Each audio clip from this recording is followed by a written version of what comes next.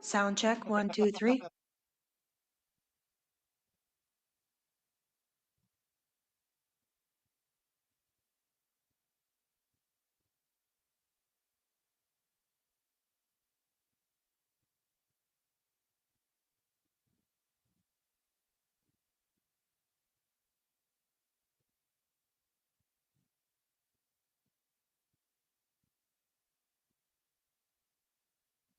Sound check.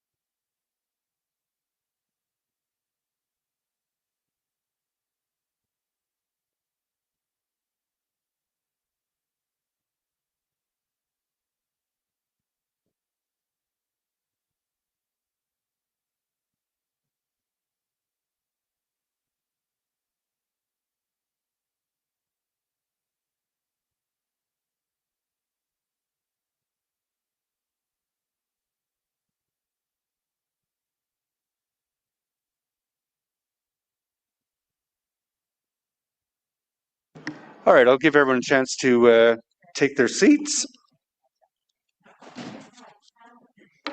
I know, yeah, it's like, would you like fries with that?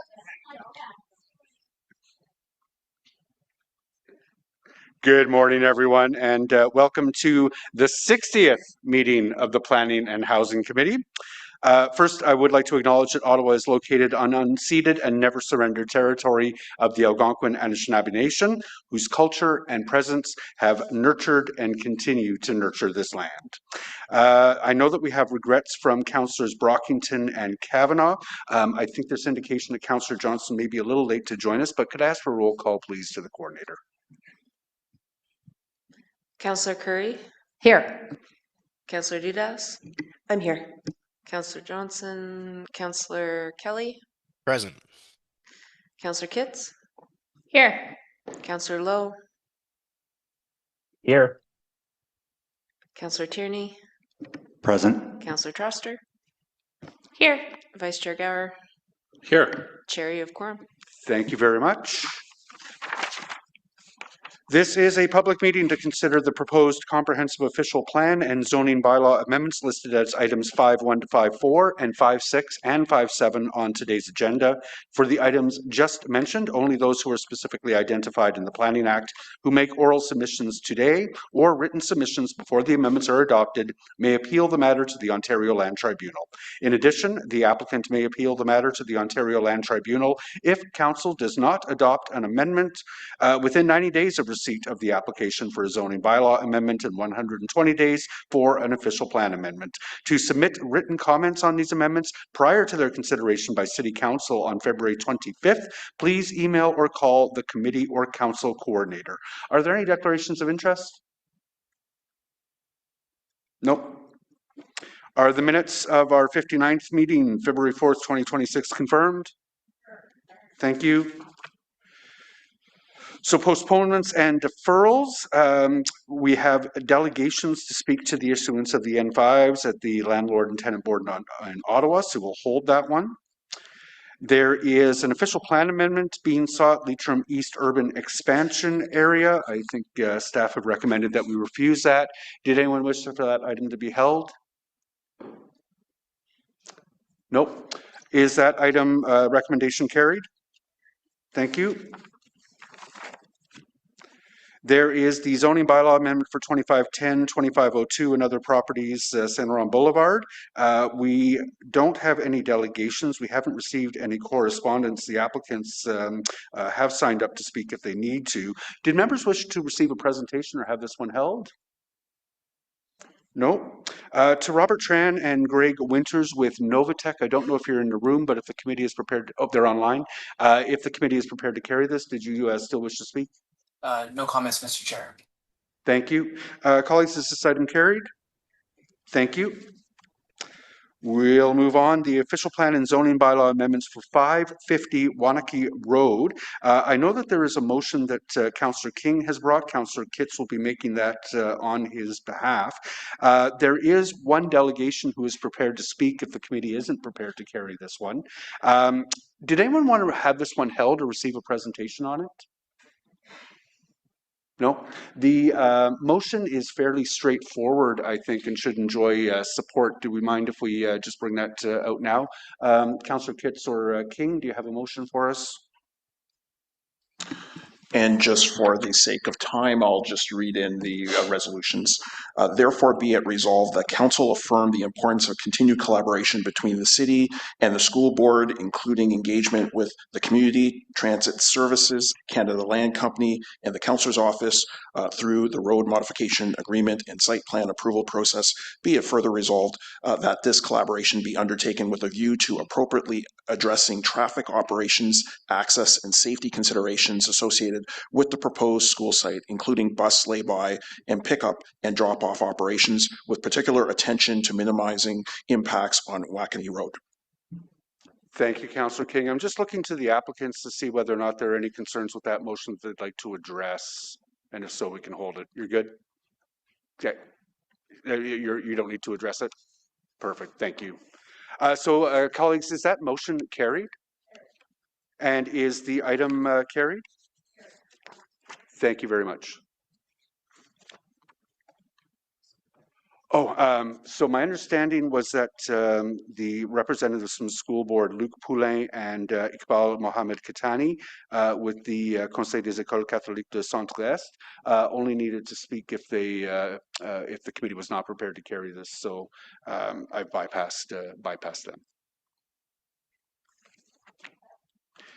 There is items 5.4 and 5.5, which are the official plan amendment and zoning bylaw amendment for 110 and 116 York Street and part of 137 George Street, and the associated heritage permit for alterations at 110 and 116 York Street. We don't have any delegates signed up to speak to this one. Did any members wish to receive a presentation or have this one held? I don't see that that's the case. The applicants from Foten, Claridge, and Neuf, if we're prepared to carry this item, did you still wish to speak? No. Colleagues, are the staff recommendations on 5.4 carried? And are the staff recommendations on item 5.5 carried? Thank you very much. We have a zoning bylaw amendment at 1146 Snow Street. There are no delegations to speak to the item. Did members wish to have this one held for a presentation? One question? Okay. Do you want to do it now or would you prefer? No? Okay. We'll have a quick question from Councillor Tierney. Yeah, just real quick. There's concerns about traffic. That's a site plan related issue. This is outside the zoning realm of things.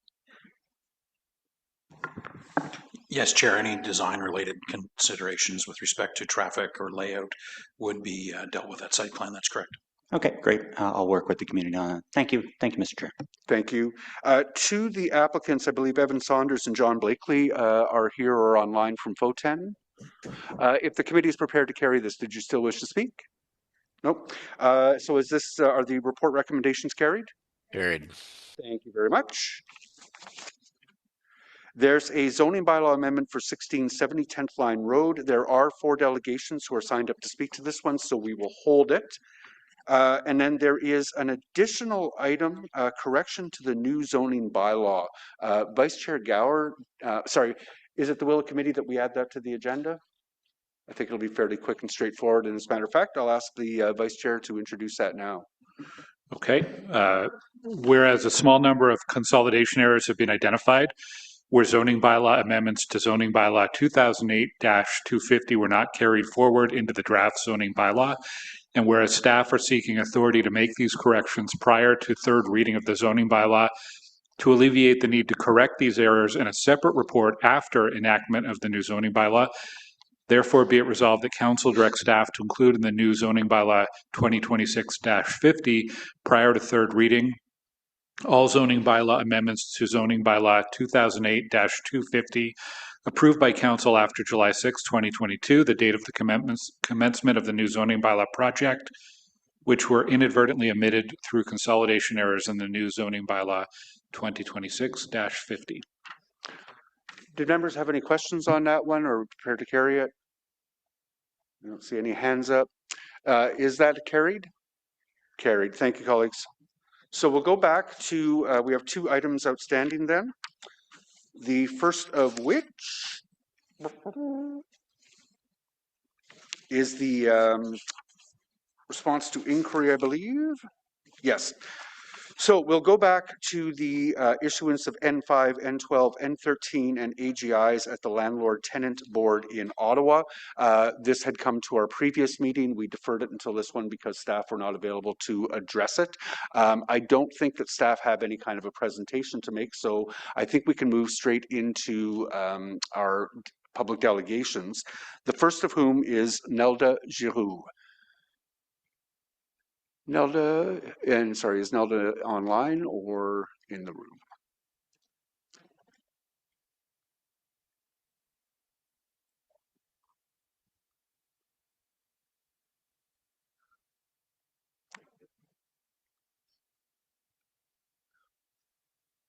And I'll just ask one more time whether Nelda Giroux is in the room or online. And if not, we will move on to our second registered speaker, who is Dave Longchamp.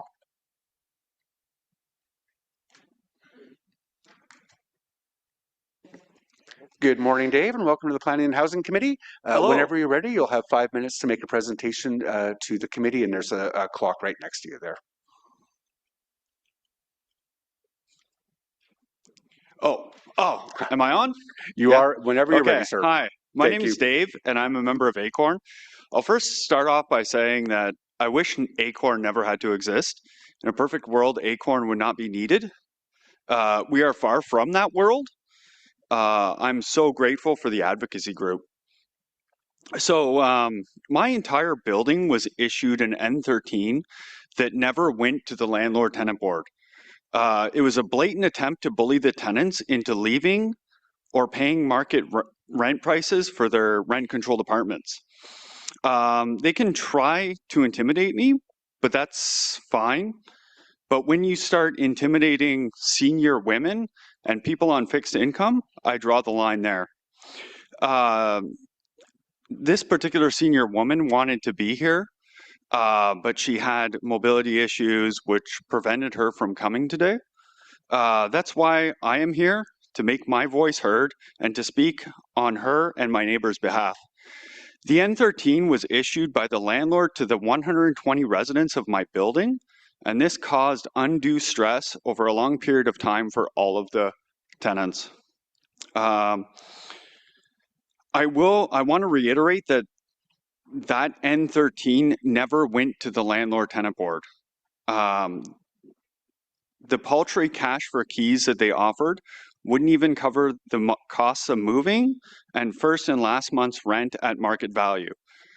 They expected us to just pack up all of our belongings and move during a housing crisis so they could change some cupboards and install new floors.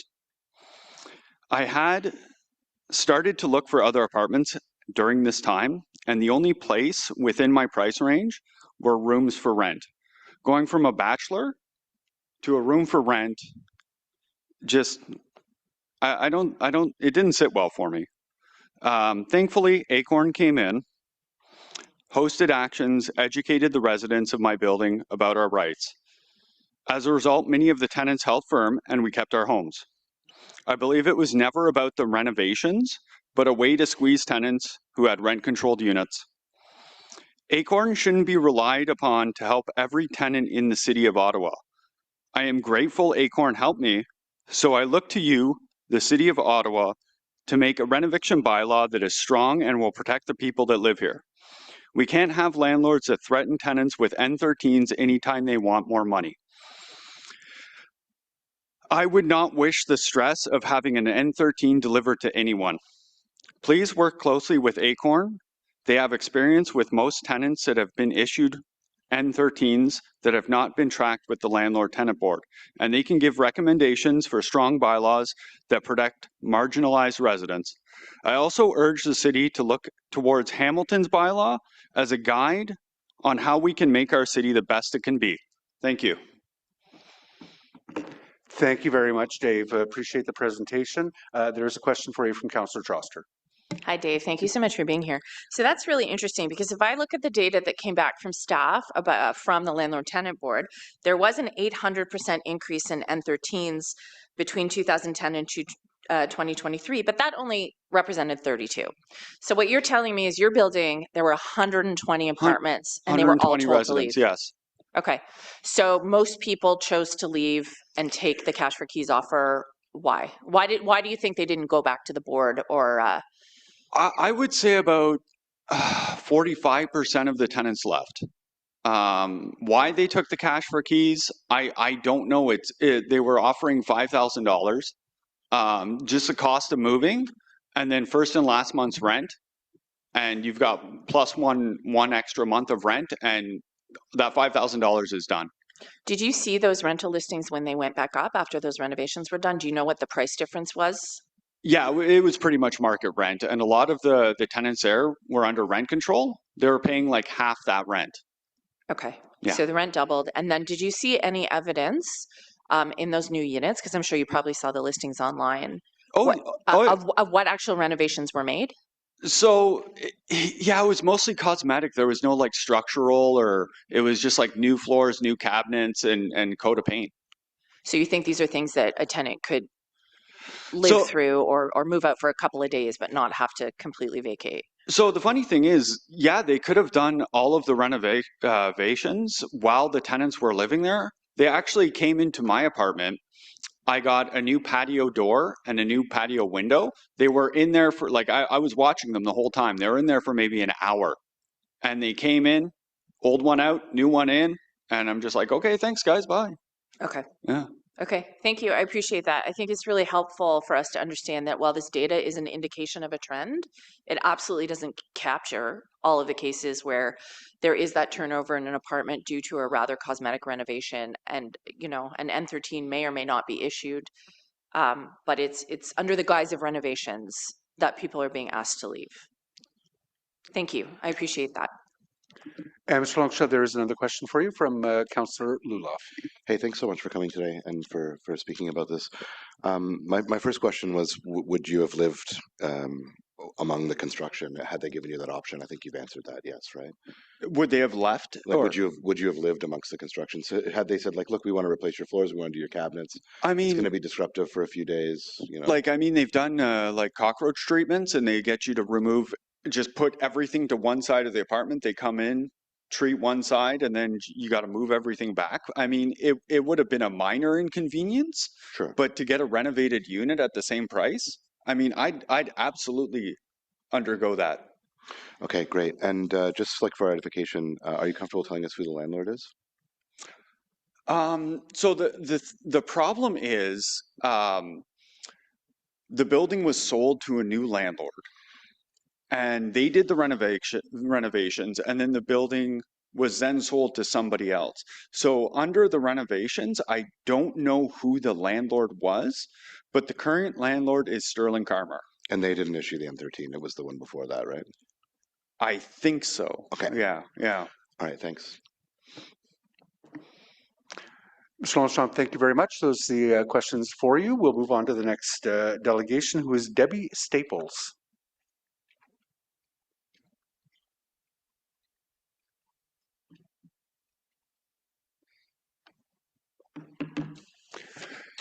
Good morning, Ms. Staples. Whenever you're ready, we'll have 5 minutes to make a presentation to the committee.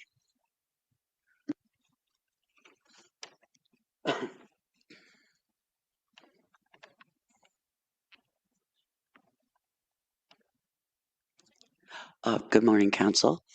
My name is Debbie Staples. I'm a member of ACORN. I'm nervous, obviously. My new landlord bought the building and gave us a letter stating that there wouldn't be no changes, absolutely none. And then about maybe a week and a bit later, most of us received N13s.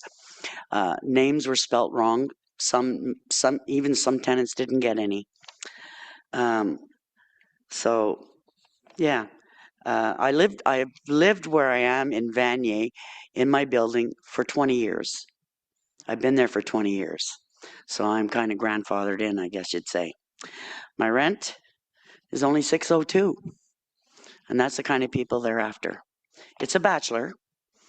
I have a fixed income. I'm on ODSP. To move to another place would be not recommended for me. It would break me. I can't afford regular rents with the fixed income. And the tactics that the landlords did were targeting us seniors that have lived there for a while on low rent, as you know. Cash for keys. And I live in a twin building. There's side by side. One took the cash for keys. The bachelor next to me, the gentleman moved out and they renovated in there. They're charging him $1,700. It's just like my apartment. They have stopped repairs. Inside, they have stopped repairs to a halt. It impacted me physically and emotionally. My life turned upside down. Headaches, sleepless nights. I never used to get headaches. And I'm grateful to Acorn because without them, I couldn't do this. And now my life is an open book, but I'm glad because you got to know what's going on. If I would have to move, I'd have to ask the postman to deliver the mail to my car. I have nowhere to go.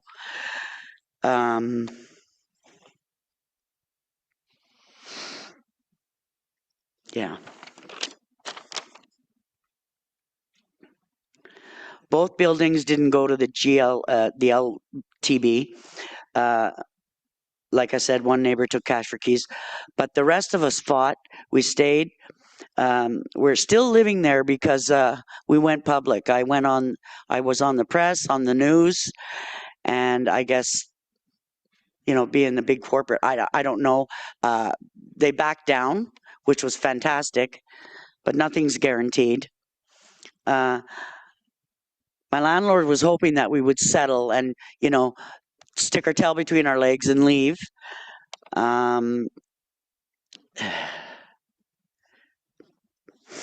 Sorry. That's why Acorn has been educating tenants for decades, but rent evictions are still increasing. It shows us our current tenant rights don't protect us. That's why we need rent eviction bylaw.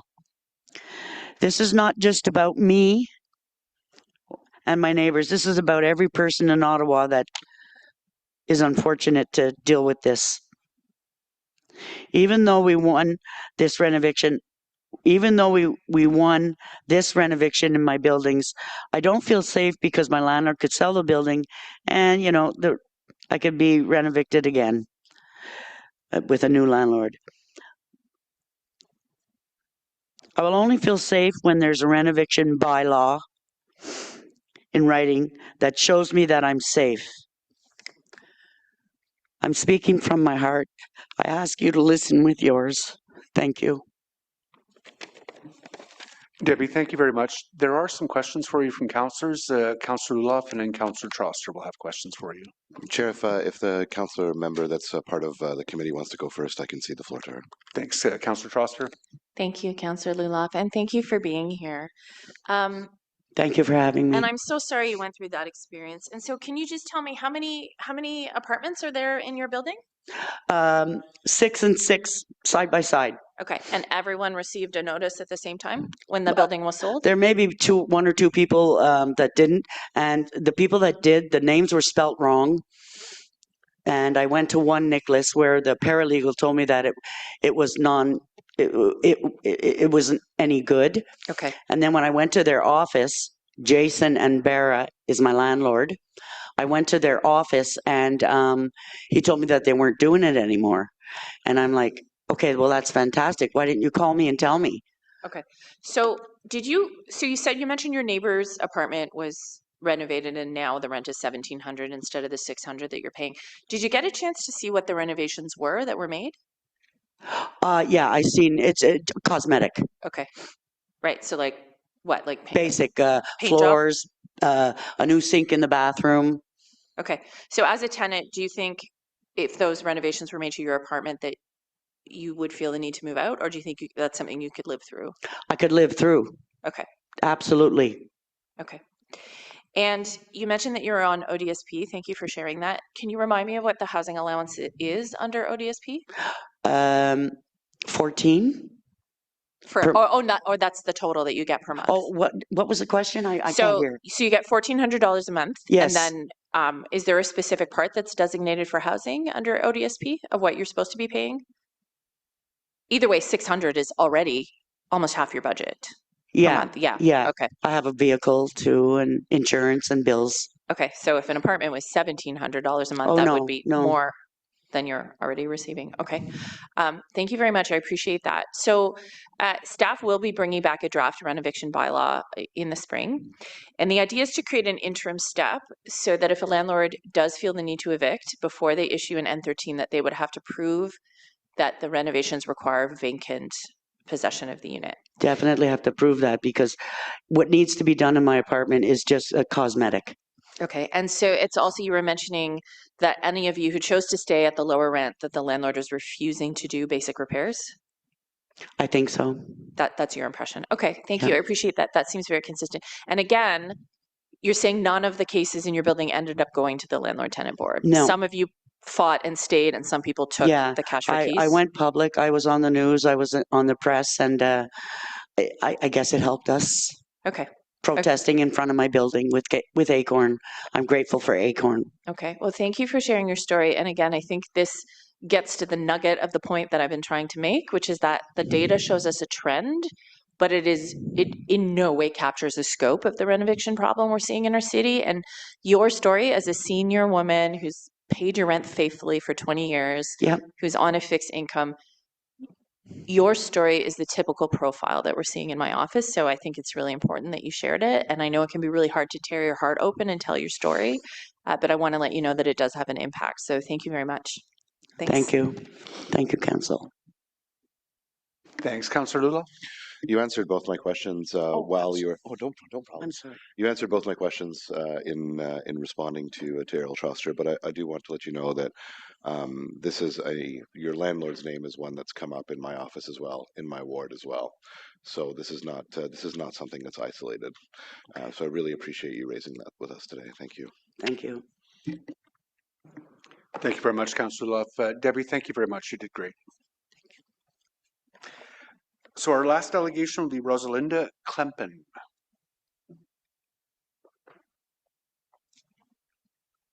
Good morning, Ms. Klempen. Welcome to the committee. Good morning. Whenever you're ready, you'll have 5 minutes to make a presentation to us. Thank you for the opportunity to speak today in support of very strong rules for the rental renovation license bylaw. My name is Rosalinda, and I'm an Acorn member. I want to address the report of the Planning and Housing Committee to Councillor Troster and the submission of Tony Miller in the context of my own experience. Cutting to the chase, the needs of the bylaw are about tenant protection from landlord harassment and blatantly fraudulent threats to force tenants, especially long-term tenants, to vacate purely to garner ill-gain profit. I wish to provide evidence that renovation threats coming both with N11s, cash for keys, and N13s, renovictions are being employed as abusive bad faith leverage for profiteering. Data about these cases is missing. The consequent harm is tenant displacement, suffering, and loss of affordable housing. Having been under this siege for almost 2 years, I can attest to how it consumes your life, causing severe stress, mental anguish, and chronic exhaustion. I respectfully disagree with Mr. Miller's claim that RTA regulations discourage landlords from pursuing renovictions. My landlord, Ann Barra, purchased multiple properties and served all the inherited tenants within 11s, which, as Mr. Miller correctly states, do not constitute evictions, but voluntary agreements to vacate. The eviction threat was in the accompanying letter, boldly stating eviction was inevitable due to a need for renovations. You are all targeted for termination, and an N13 is coming. This helped me explain the despicable landlord harassment I've been experiencing. All tenants were fully aware that any renoviction would be in bad faith. 2 moved out within 11 agreements due to the N13 threat. I agree with Mr. Miller that tenants have access to resources about their rights, but the information given about the RT and LTB is discouraging. One example is the Service Action Housing, stating they do go to the LTB as representation, but don't normally do N13s as there's not a lot of success and they are very difficult to fight. And even if the landlord does not produce a building permit at the hearing, the eviction may be accepted. Contrary to the claim of Mr. Miller, landlords have every reason to be encouraged to pursue evictions. The tenants of my building who moved out after the N13 threat investigated their rights, and they knew that the future costs and risks of fighting the ruthless assault of the landlord would be absurdly damaging, and a chance of losing at a renoviction hearing leaves insufficient time to move. They did not risk their fundamental survival need for housing to the LTB. From my considerable LTB experience, the landlord could easily be favored, and the LTB provides no significant deterrent consequences to violating landlords and does not even enforce its own fines. Mr. Miller states only official LTB data must be used to count rent evictions. I disagree. Data is missing about tenants harassed out of their homes by rent eviction threat. The 2 vacated under threat apartments in my building were not subjected to major renovations.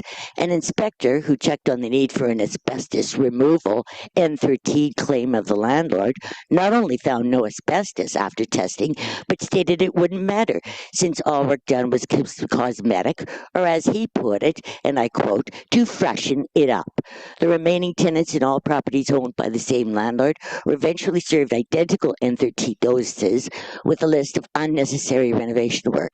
These and many other harassing N13s need to be tracked and are not accounted for in the LTB data because the landlord did not file them. Mr. Miller reports that about 50% of landlord L2 eviction applications at LTB for rent evictions resulted in eviction. So were 50% found to be in bad faith and were more actually in bad faith but granted? Regardless, all tenants would have suffered greatly from the L2 proceedings. Mr. Miller reports about 50% of L2 applications were withdrawn by the landlords before scheduled hearings. I would submit that a combination of successful wrongful possession of the units from the N13 threat notice alone and totally indefensible N13s could explain the withdrawals, and regardless, all tenants would have suffered. The statement of Mr. Miller that most landlords defer repair and renovations until tenants move out naturally could more accurately be amended to naturally or because they were bad faith threatened out. Recent ridiculous increases in the market cost of rent encourage unscrupulous landlords to use bad faith N12s, N13s, and N13 threats to scare tenants out. This trend may explain the huge percentage increases in these notices in the report of the Planning and Housing Committee. We need a strong bylaw such as Toronto has, not only to prevent fraudulent landlord rent evictions, but attempted fraud threat rent evictions, because both are serious offenses with horrendous consequences. We need stringent requirements to serve and track all N13s to stop landlords' campaigns of predatory profit seeking. The question is, does the capital city of Canada have the conviction to close the RTA loopholes to stop criminal landlord behavior? Thank you. Thank you, Ms. Klempen. Councillor Troster. Thank you so much. Just for anyone who's watching, the delegate was referring to some correspondence that councillors received, and that a particular real estate investor has put out publicly questioning the veracity of this data. So I want to thank you for coming here. So just to summarize, you're talking about the issuance of an N13 or the threat of an N13 being used as a threat for tenants and then potentially withdrawn when people feel intimidated to move out. Correct? What do you mean by potentially withdrawn? Is that what you said? Yeah, so not, a landlord, for example, could issue eviction and notices to an entire building, but if a lot of people move out, that's not going to proceed through the court system. But functionally, the eviction has happened. This is the missing data. How many N13s are being thrown like mud at the wall to see what sticks? Yeah.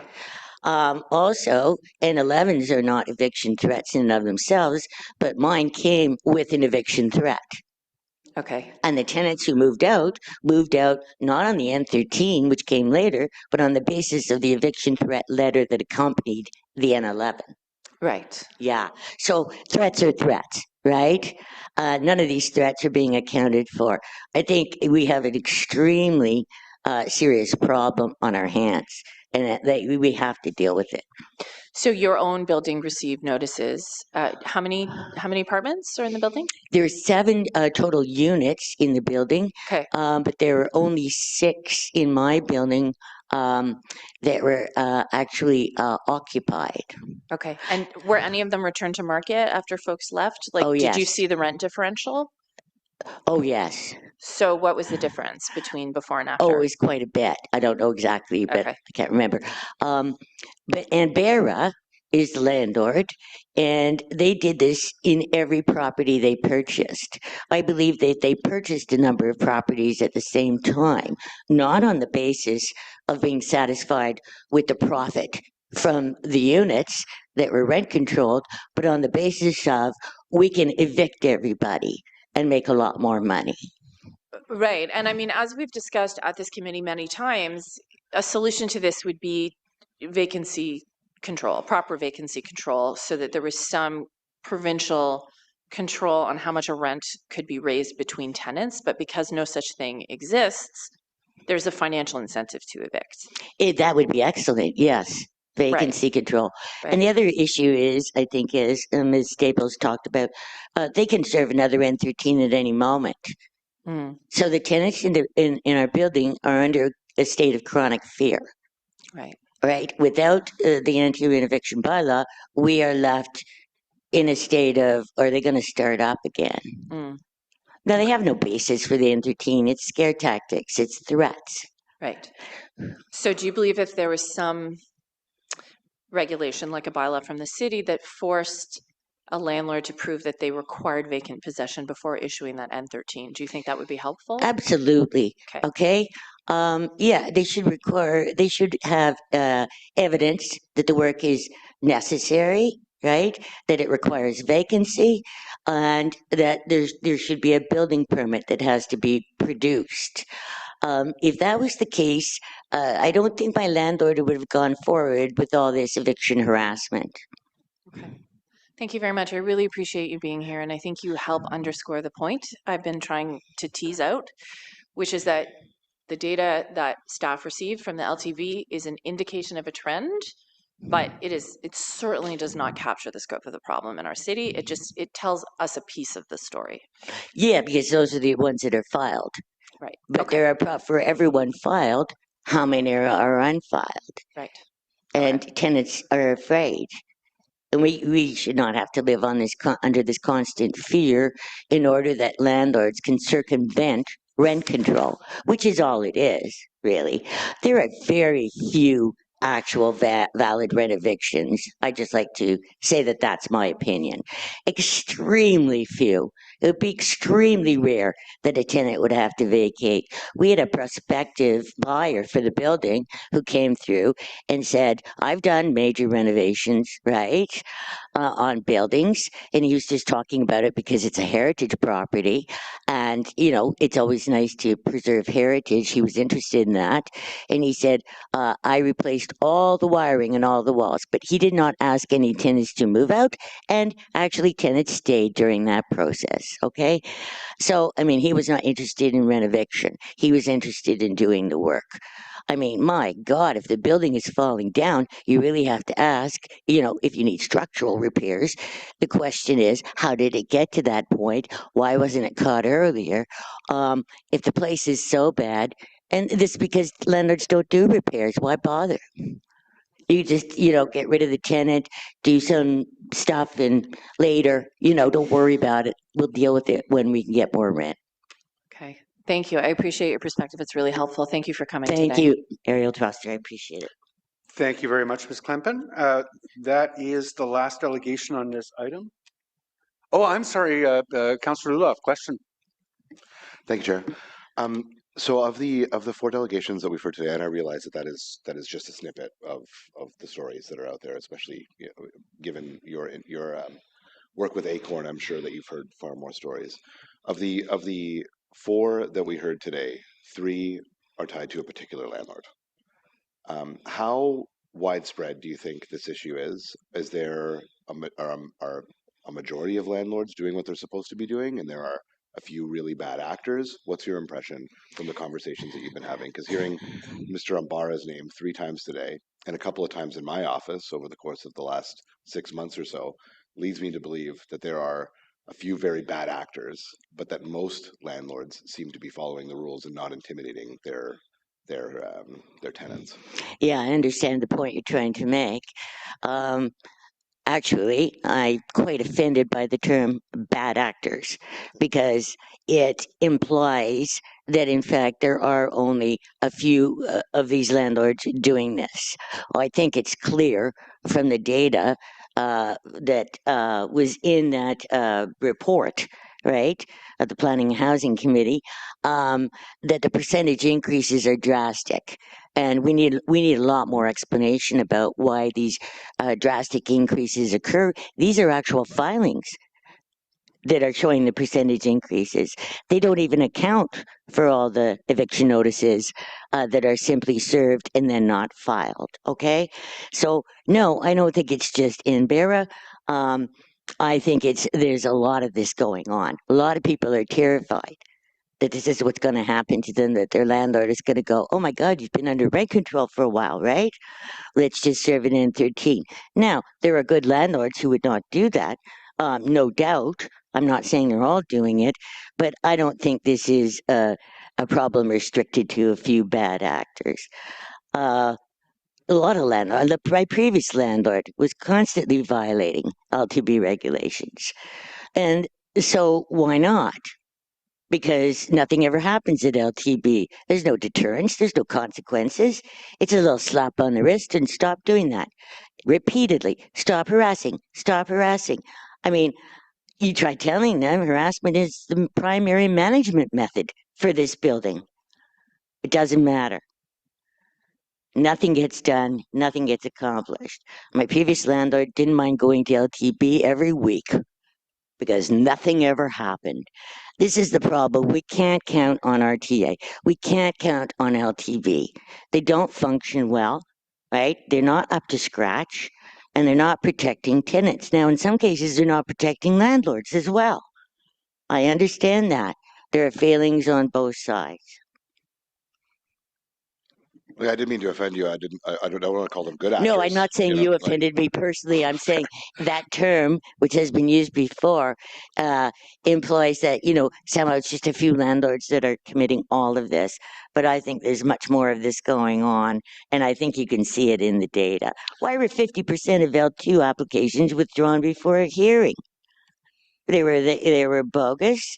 They got the tenants out. Intimidation tactic, I understand. Right, and none of my landlord's applications were in those, whatever it's 157. So, you know what I mean? We got to separate out the problem with the actual filings and then the additional unknown problem, right, of all the serving just to scare tenants out of their units.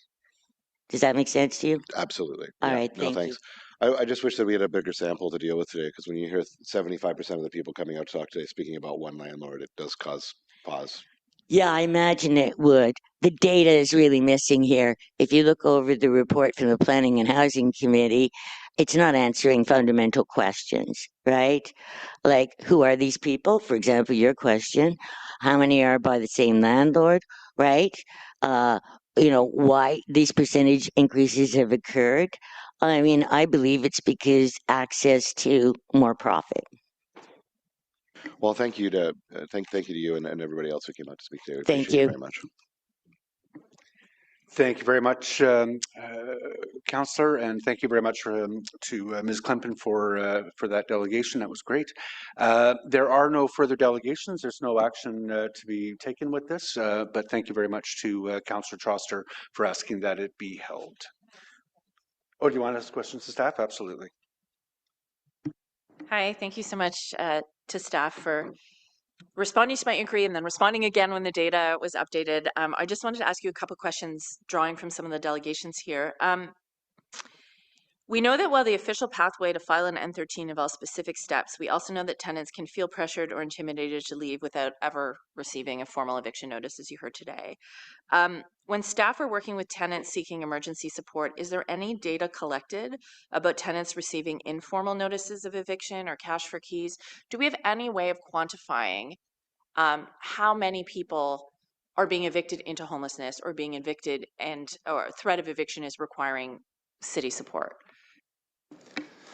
Thank you, Chair. The city does not directly, so we provide very limited funding for eviction loss prevention. Most of our referrals go to the Ottawa Community Legal Clinics. They would be probably best positioned to do that. We don't have direct oversight over those clinics, but we would be happy to reach up and follow up with you outside of this, Councillor. Okay, I appreciate that. So again, we know what we're hearing anecdotally, and we know the pressure that's currently on our system, but we have no way of quantifying if a rent eviction directly led into homelessness, although we did hear from Peter Tilley at committee twice over the last 2 years about what he's seeing at the mission. But again, he didn't have numbers. So I know it's challenging. Thank you, Chair. No, we don't have direct comprehensive numbers. As you've kind of said, we have a lot of anecdotal pieces of data. One of the things that will be coming forward to Council is the update on the renovictions bylaw, which we've done more in-depth data analysis. So we will have some more to share through that process, but that's not ready at this time. Okay, thank you very much. I appreciate that. And yeah, the only thing I'll say is, I think as we heard from delegates today, the raw numbers don't always tell the whole story. And what motivated me to bring this item forward originally was the casework we're seeing in my office daily, weekly. So I just want to thank everyone who came here today. I want to thank staff for working on this. It can be tough when there's the data may show us a trend, but it doesn't tell us everything. But we know that there's increased pressure on our system, and that if someone is evicted into homelessness, the city's paying to house them. Do we have a sense of how much? One more question. Do we have a sense of how much it costs per year to support someone living in shelter? Thank you, Chair. Yes, we do. It's around $3,000 a month, roughly, to just support somebody in shelter in Ottawa. Of course, that does fluctuate based on capacity and demand, because as you can imagine, there's some fixed, some variable cost, but it is quite expensive. The other thing I will mention is we do report through the point in time counts, as well as our annual housing data, which is reason for service of accessing a homeless shelter, which does have eviction as one of the reasons. One of the challenges, just for your awareness, is we would not rely on that data in terms of a comprehensive approach to where these legal evictions, it doesn't provide much detail. The program is owned by the federal government, so you're only allowed to select one reason for service. So if you were evicted because you were fleeing domestic violence, somebody may tick the box domestic violence, and we can't see the comprehensive reasons why they would be evicted, but it is something we're working to update. Okay, thank you very much. And I think even that number is really helpful to know that some of these folks might be paying their own money for $600 a month to be housed, and if they are evicted into homelessness, it costs the city $3,000 a month to keep them housed if they're in shelter. So I would just invite us all to reflect on that. Thank you so much. I appreciate everyone who came to committee today, and thank you to committee members for your indulgence. Thank you very much, Councillor Troster, and thank you for asking that we bring this back. That was a good discussion. So we will move on to our last substantive item of the morning. Sorry, I did just want to quickly mention, I've been informed by the coordinator that the motion that was brought by Vice Chair Gower with respect to corrections to the official plan zoning bylaw did not have the usual language at the end, be it further resolved that pursuant to subsection 3417 of the Planning Act, no further notice be given. So that has since been added to that motion that we passed. And I'm just trying to find it, 1670 10th Line Road. So there are 4 delegations to this one. In addition to the applicant, I'm going to ask staff to give us a presentation on the item, and then we'll move into delegations.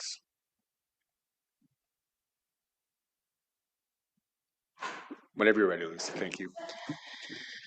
Good morning, Chair, members of committee, staff, and members of the public. My name is Lucy Ramirez, and I'm a planner and the file lead for the zoning bylaw amendment at 1670 10th Line Road.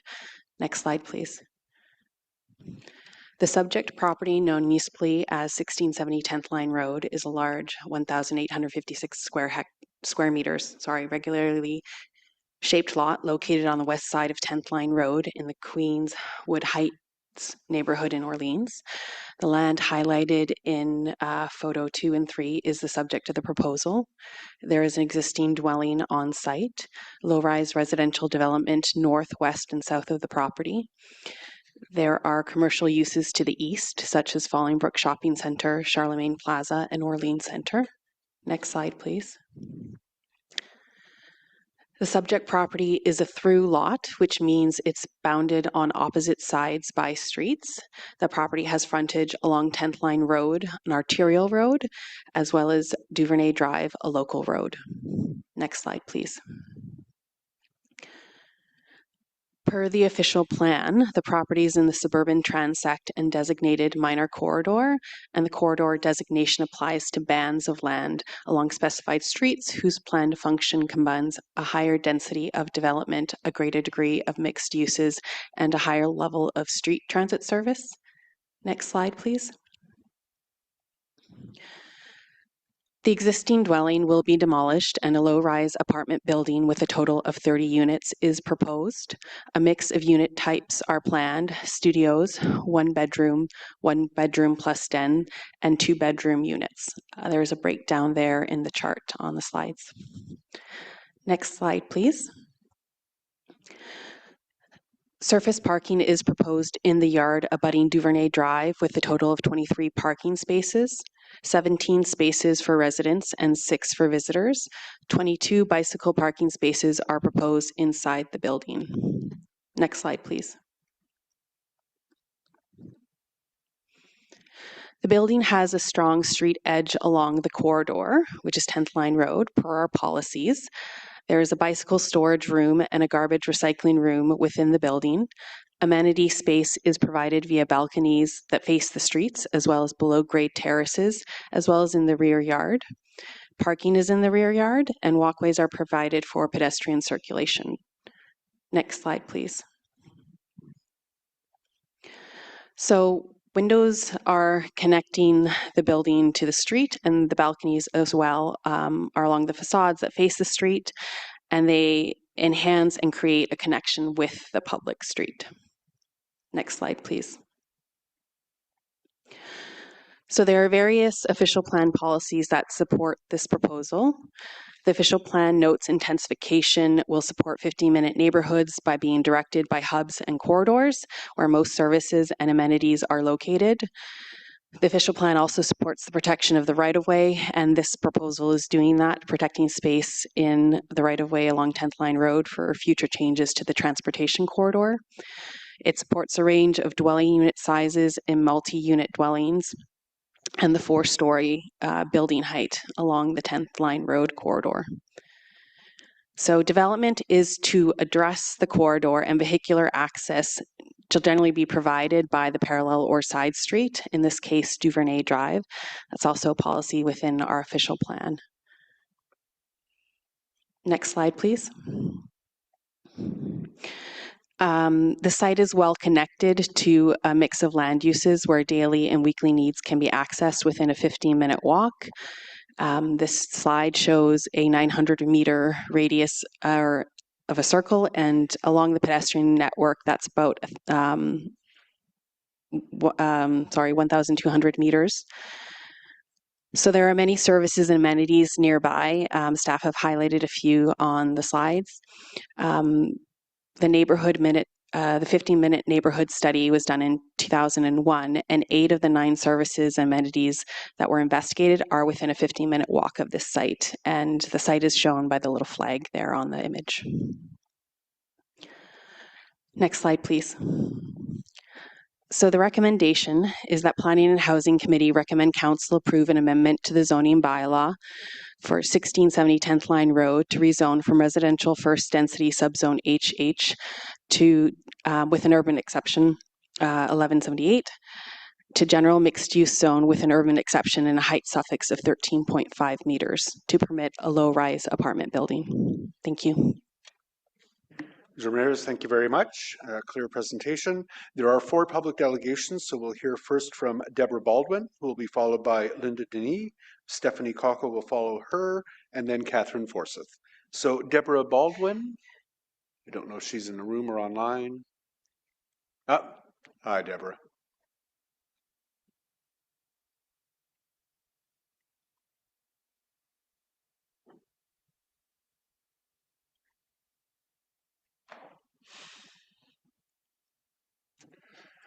Good morning and welcome to the committee. Whenever you're ready, you'll have 5 minutes to make a presentation.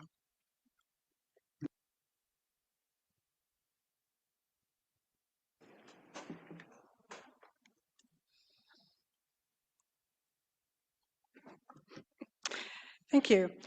A key principle of intensification is the development of larger buildings that do not disrupt, but instead complement the character of the surrounding established community. I took this quote from the City of Ottawa Planning website. I circulated a petition among residents on Duvernay Drive, reaching 87% of the households, which equated to 72 individuals, including our closest neighbors on 10th Line, Every household contacted supported the request for the building frontage to be located on Duvernay Drive. The reasoning for this was clear. A parking lot does not complement the character of the surrounding community. Everyone unanimously wants a fence if the parking lot is to be placed on Duvernay Drive. Foliage will not adequately conceal a parking lot. Hedges take years to grow and struggle under large trees, and deciduous trees and bushes are not effective for 6 months of the year. A well-constructed privacy fence would largely conceal the parking lot and better complement the community's character.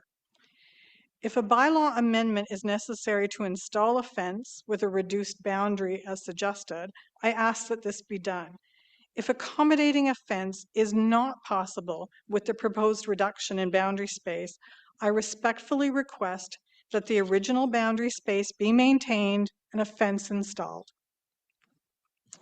Complete streets are designed to accommodate the needs of all users, including both vehicles and pedestrians. Again, the quote was taken from City of Ottawa Planning website.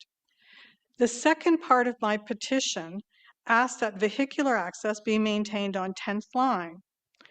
With the addition of 30 new households, it is important to consider not only those households that may or may not own vehicles, but also the needs of service vehicles, taxis, ride-sharing services, delivery companies, and visitors.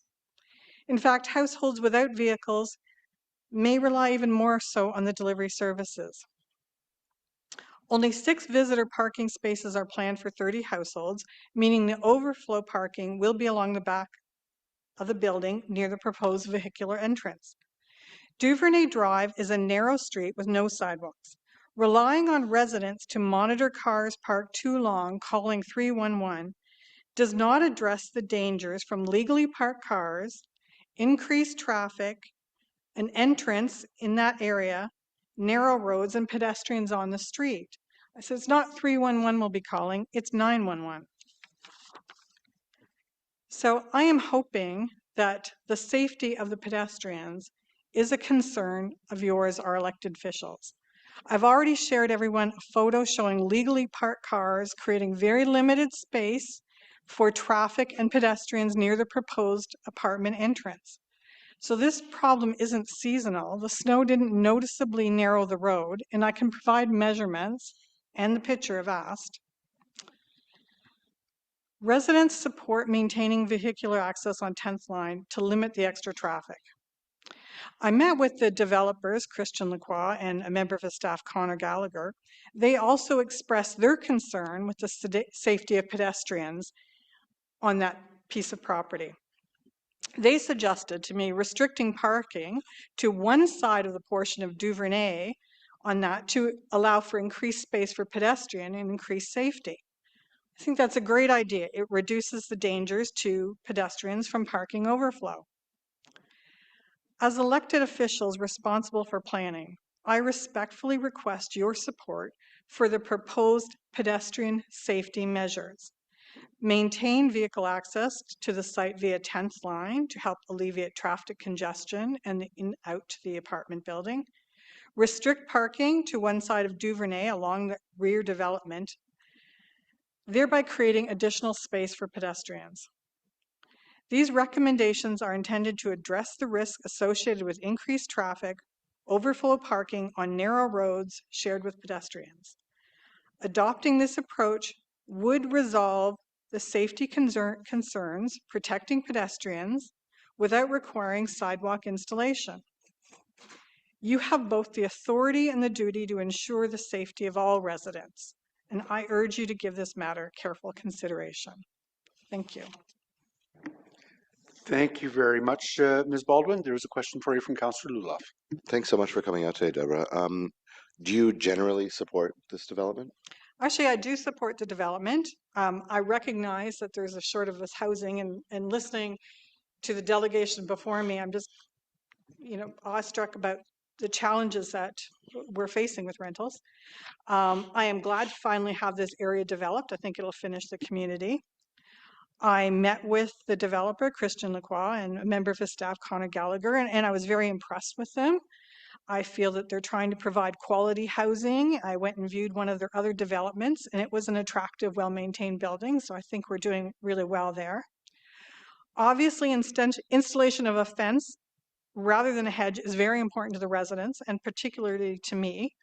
A fence is the only solution that would mitigate the light pollution from all the vehicle headlights, which are otherwise going to shine directly into my living room, dining room, bedroom windows, because I'm right there. So this was a point sort of missed under the theme of the light pollution. In fact, it was Chris and Connor, when we were discussing a hedge, brought up the point that hedges take many years to grow and don't grow well under large trees. So I strongly hope that we can find a way to install a privacy fence. It doesn't seem to me to be that big of an ask, so I'm hoping that can happen. My second issue, centered on pedestrian safety, I don't believe is the responsibility of the developers, but rather the responsibility of our elected officials here today.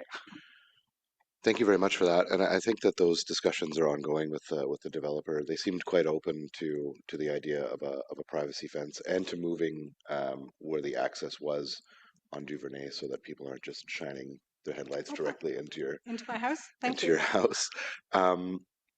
You mentioned measurements. Oh, just before I get to that question, this isn't the right committee to look at parking on Duvernay. That would be Transportation Committee under Chair Tierney. So we can take a look at that as this proceeds. So it's not something that we can remedy here today. But we can discuss that afterwards. You mentioned that you took measurements. Can you expand on what you meant by that? Absolutely. So, as I said, I raised concerns regarding the width of Duvernay, the parked cars, and sort of the increased traffic and the entrance being in the midst of this. And with regards totally to pedestrian safety. So I got out my tape measure and I'll give you an example from last Wednesday. So the width of Duvernay Drive along the back where the entrance is going to be is 330 inches. And sorry for the younger people who are metric. For reference, a large SUV, 89.3 inches, and a garbage truck is 101. Wednesday was garbage day. We had 2 SUVs on one side, 1 SUV on the other side. So those were 89. For my calculations, I gave them 6 inches clearance on both sides. So that leaves a total of 212 inches occupied by vehicles and clearance, 128 inches of room left for both traffic and pedestrians through the corridor. Garbage truck at 101 inches left 27 inches, which has to be divided both sides. So it really is an issue for pedestrians trying to walk there. And in the midst of this is where you're going to have the entrance. The situation is even more constricted, definitely during winter months because of snowbanks. But however, fewer vehicles tend to park on Duvernay in the winter because we all take advantage of the frozen front lawns and double up our cars there. Many of the homeowners can't expand their single lane driveways to double because we have beautiful maple trees that are 45 years old in the front lawns. So that's another complication. So, cars and people generally don't mix well, which is why they have sidewalks. We don't have those, and pedestrian safety is a significant concern along that portion. Children on Duvernay Drive must walk to Des Epinette to catch the school buses because they will no longer come down Duvernay Drive because we have congestion points. These children are small and often, below the height of parked cars. So it's a worry. We do have other vulnerable groups: disabled people, elderly people like myself, dog walkers, teenagers dressed in black with earbuds. So we need to consider pedestrian safety. I'm not saying that Duvernay cannot handle additional vehicles. It can. I'm not saying it can't handle additional parked cars. It can. I am saying that this configuration of parked cars, an entranceway, and pedestrian safety needs to be considered. The length of time a vehicle is parked on the road doesn't alter this dangerous situation. The hazards, if not addressed, I feel will be 911 calls, not 311, for an overly lengthened car park. Again, you have the authority and duty to ensure the safety of all residents, and I urge you to give this matter proper consideration. Thank you.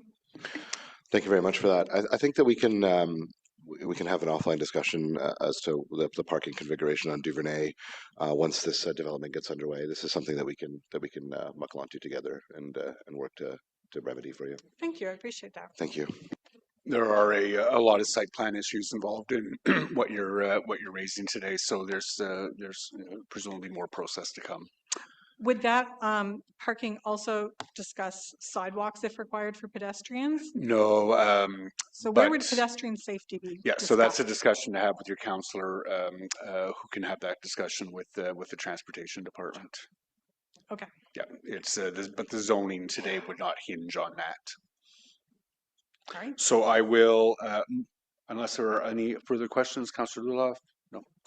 In that case, I'm going to move on to Linda Denny.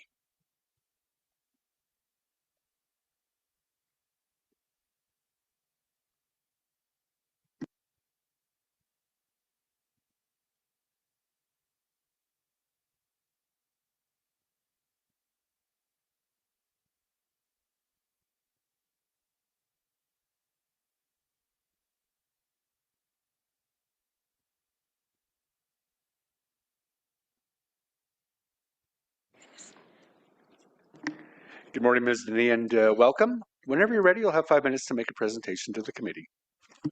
Okay. Thank you. Good morning, everyone. I'm here to raise concerns regarding the zoning bylaw amendment on 1670 10th Line Road. My name is Linda Denny, and I, along with my husband, have been living on Duvernay Drive for the past 30 years. Currently, our street is home to 56 single-family homes. It functions in a loop. Our street has a one point of entry and exit. It goes, picture a number 9. It goes in, big loop, back to the entranceway and out. That's the only in and out on that street. So you've got not only cars, you've got construction workers, you've got delivery vehicles, all kinds of other transportation in and out one point, which is also the corner where the children are now forced to take school buses because the school buses have refused to drive down our street because of the narrowness around the loop and down our street. Our street also experiences overflow parking from nearby neighborhoods, which has created safety concerns due to reduced visibility and narrow driving lanes. The proposed amendment indicates that there will be only 23 parking spaces for the 30 units being proposed. This creates a structural mismatch. Even conservatively, estimating 30 units may have 30 to 45 vehicles, maybe.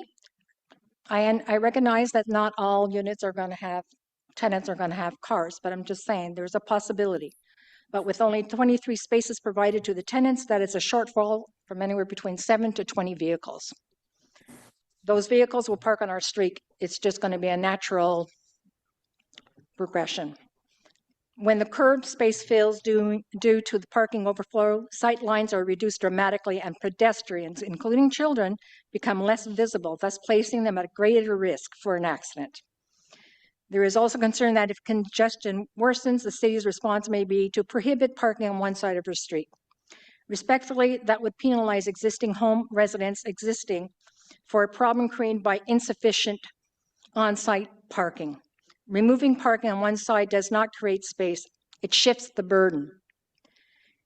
It reduces residents' parking supply, pushes vehicles further along the loop. Overflow should not be solved by taking away any parking from homeowners who purchase their properties under existing conditions. The root issue is parking supply and site access. It's not our street. Our street is not the problem.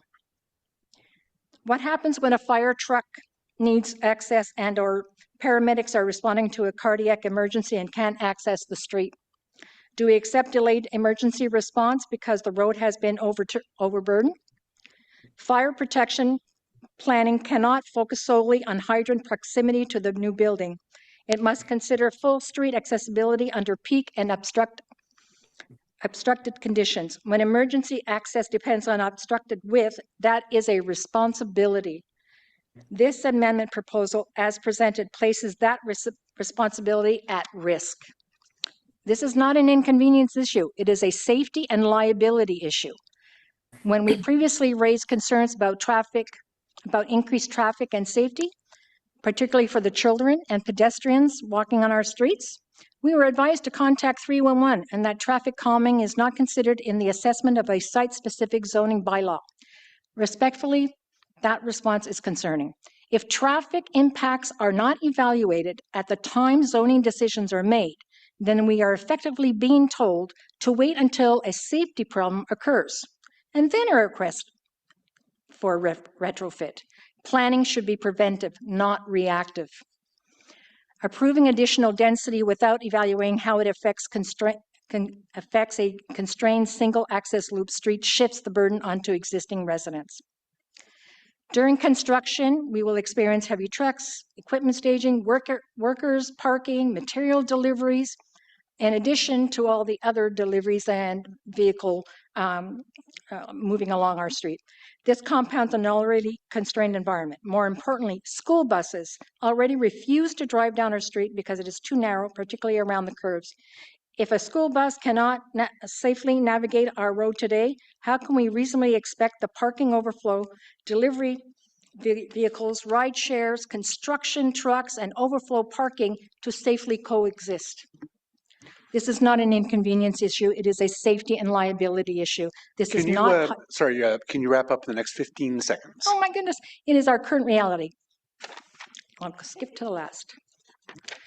I respectfully ask Council to reassess emergency access under obstructed conditions, reconsider arterial access, justify study and evaluation of reduced unit count if necessary. In closing, Council has the authority to approve growth, but it also has to do the duty to ensure that growth does not compromise safety. My personal feeling, I would suggest that the parking, as first submitted by the developer, have access to 10th line as well as our streets. So you don't have a continuous, all parking is on all. Thank you, Ms. Denis. Sorry. I know your Councillor Lulop has some questions for you. Is there an important point that you really wanted to make that you didn't get a chance to get through in your discourse? Thank you. Okay. Sorry, I'm just going to look at it quickly.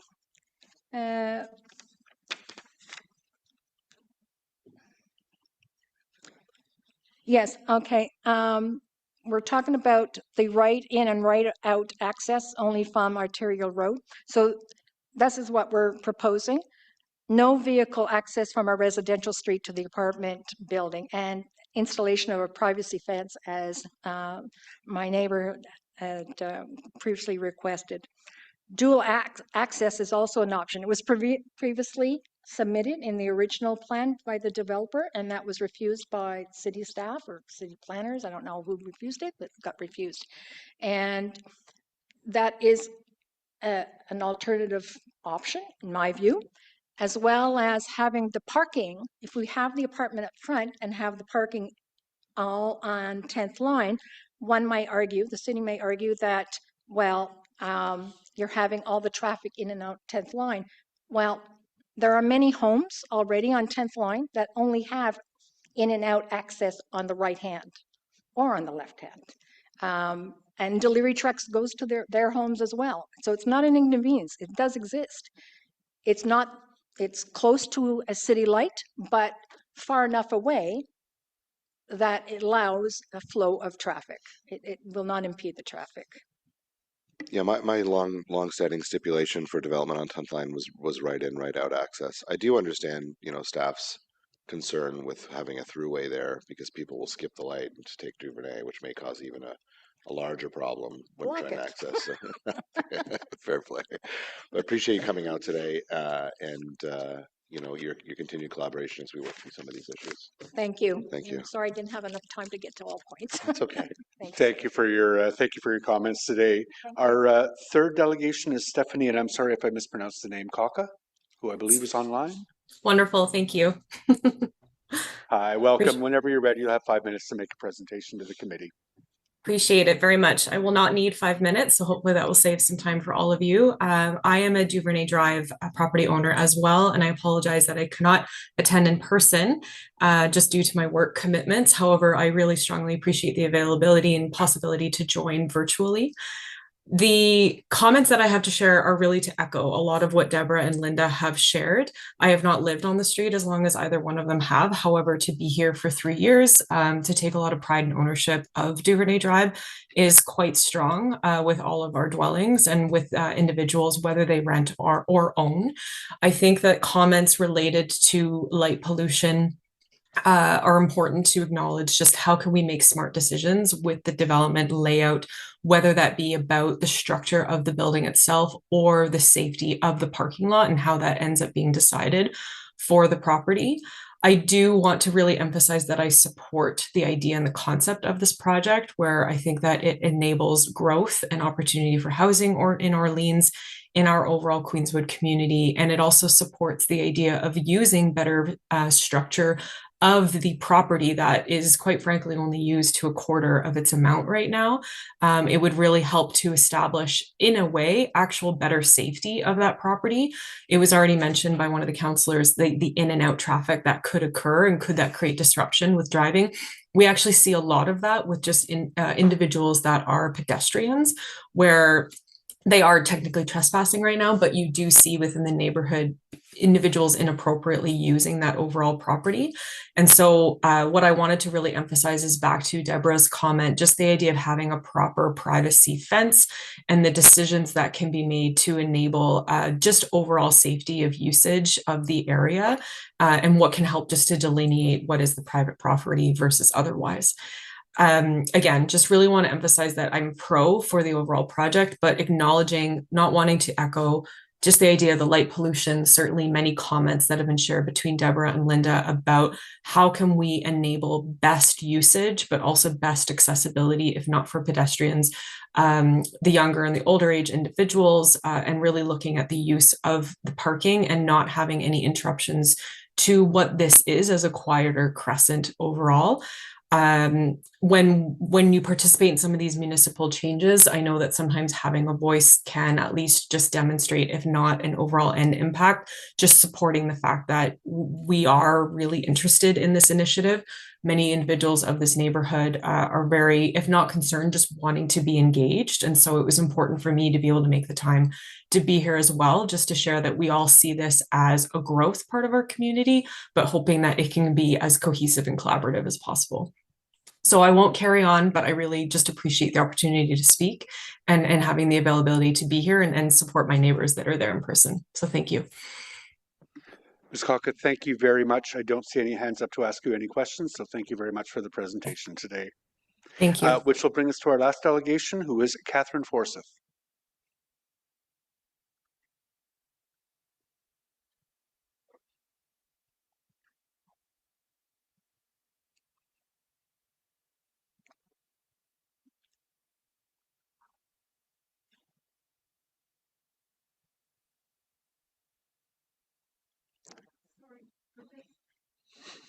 No rush. King for decades. I hope this is a good experience for you. Whenever you're ready, you have 5 minutes to make a presentation to the committee. Welcome.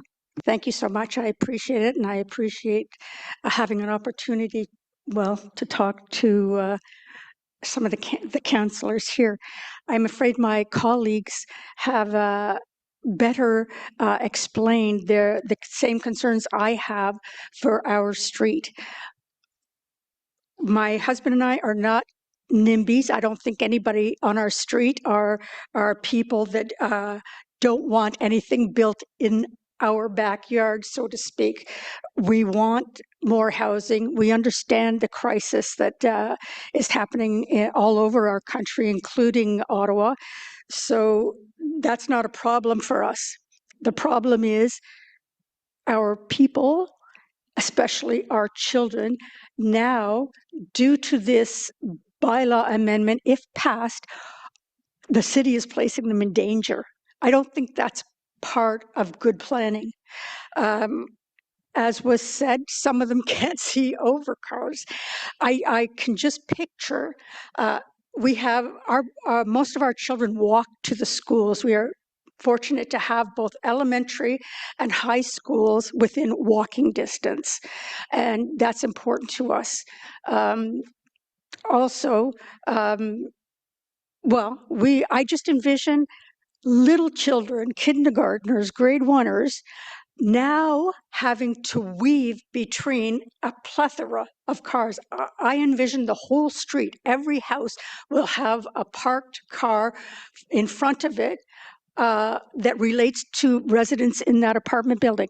Where are my visitors going to park? Where are my family members going to park? For at least for Christmas, Easter, everything like that. There will be not enough room for the residents on the street. This plan is going to put 30 more residences, I don't know how many more people, on our street as far as their vehicles go. That might be a solution for the city, but to me it just is going to create danger. I just see those little kids late for school or just excited to be with their friends, weaving in and out of parked cars. Some of them might be just getting ready to take off. Some of them are just idling and being severely injured. That might sound like an extreme, but is it going to take the death of a child for somebody to realize that this bylaw will permit the increase in possibility of our children being hit? I don't think people realize. I wish the decision makers would walk around our street and understand the narrowness of it, understand what winter is like with snowbanks. In the summer, we have lots of visitors on our street. We have lots of service vehicles on our street. I thought of fire trucks, snow plows, snow removal vehicles eventually, police vehicles, waste management vehicles, interweaving, having to negotiate this as has been discussed. Now there will be 86 residences that will want to use our street for their visitors, the homeowners and the apartment dwellers, and for their family. It's going to be an impossibility, and this is what's going to cause injury. Yes, there are 23 parking spots for this building. There are only 17 parking spots for the residents. The other 6 parking lots spaces are for visitors. So that's very limiting. There will be residents who park on our street day and night.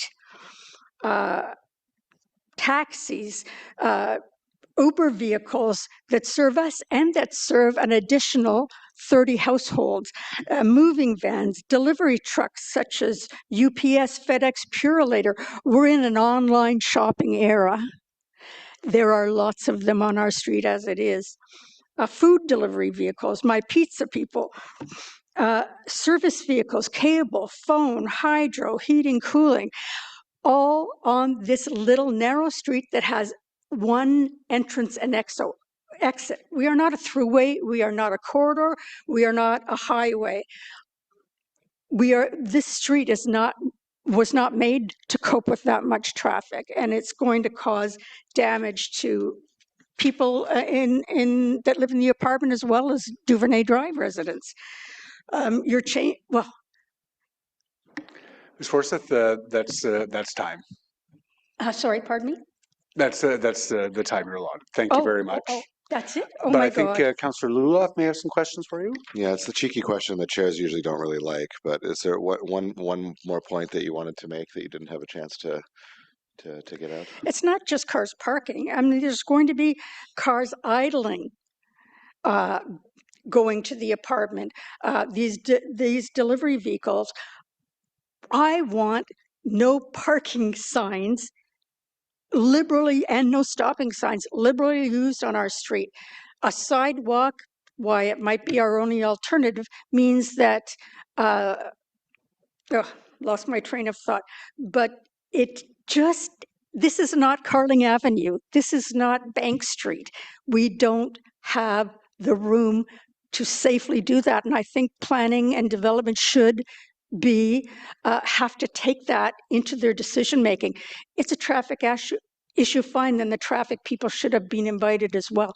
But whatever it is, you're endangering us. And that'll be put on the backs of councillors now, because it didn't seem to be consideration with planning and property development. Thank you for giving me the extra time, Matt. I appreciate it. I'm a little excited because this plan is so disturbing. I think that thanks belongs to the chair for indulging me there. I have no further questions. I do have some comments to make at the end, and that's it, Chair. Thank you very much. And Ms. English, I'm sorry, I don't see any further questions for you. Thank you very much for the present. Oh, Forsyth. Sorry, Ms. Forsyth. Thank you very much for the presentation Thank you for today. letting me off the hook now. Questions of staff?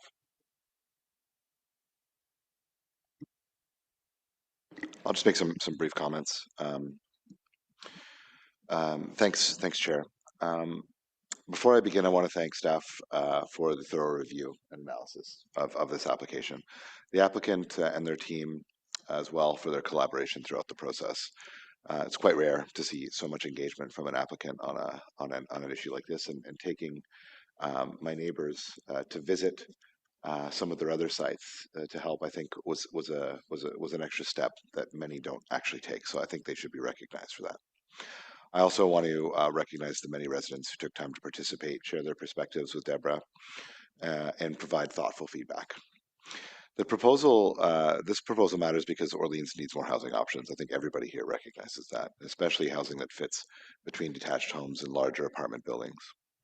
This development introduces a mix of unit types and represents a form of missing middle housing that can support seniors looking to downsize and stay close to the community that they know, as well as families and individuals looking for more attainable rental options. That city building objective is real, and it's important. At the same time, this is an established neighborhood, and change must be handled thoughtfully and responsibly. I want to sincerely thank the residents of Duvernay and the surrounding area who engaged meaningfully in this process. Many came forward with constructive suggestions aimed at improving the application, not simply opposing it. That kind of participation strengthens our planning process and deserves to be reflected in how we move forward. Residents raised concerns around traffic, parking, pedestrian safety, privacy, landscaping, and overall compatibility. Those concerns deserve respect and careful consideration. For me, the key issue is balance, delivering much needed housing in Orleans while protecting the safety, privacy, and day-to-day livability of the existing residents on Duvernay Drive. In particular, concerns about vehicular access and the potential impact on pedestrian safety must be taken seriously, especially given that children walk in the area to reach school, bus pickup points. And if access remains on Duvernay, I expect that traffic impacts will be thoroughly reviewed and that the appropriate mitigation measures will be explored and clearly communicated. I also want to highlight a practical compromise raised by residents, exploring the right in, right out access on 10th Line Road rather than vehicular access on Duvernay Drive, combined with stronger buffering along Duvernay, including privacy fences or cedar hedging, but with the preference obviously being privacy fencing.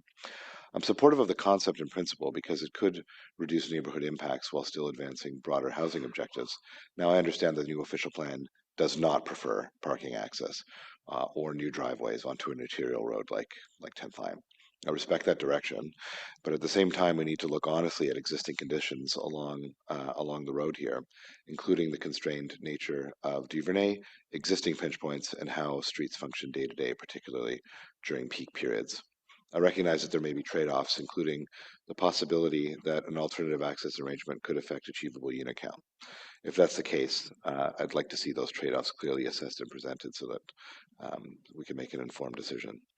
I also want to add a couple of very practical day-to-day concerns that I've heard consistently from residents. The pinch points on the street, emergency vehicle access, and how those pressures can intensify during construction. Those are not theoretical concerns, and we need to be sure that they are addressed as this moves forward.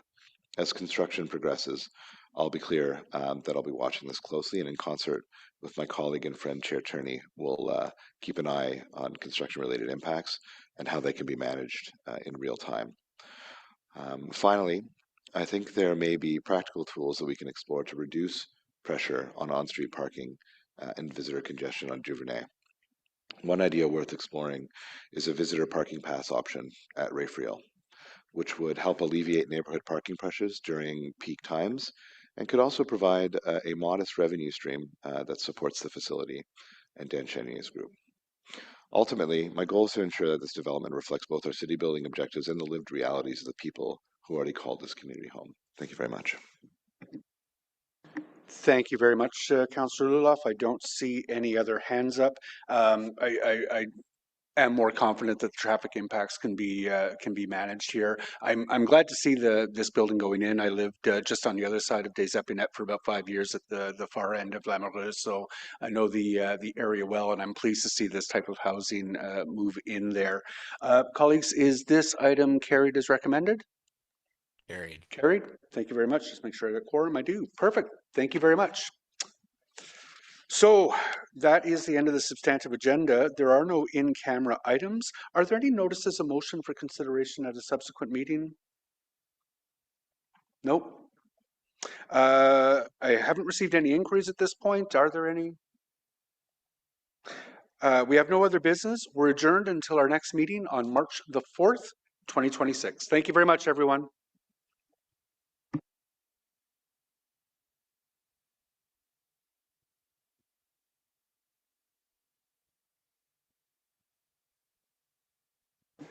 The next meeting. I'm cut off. I cut myself off. The joint meeting will start at 1 o'clock.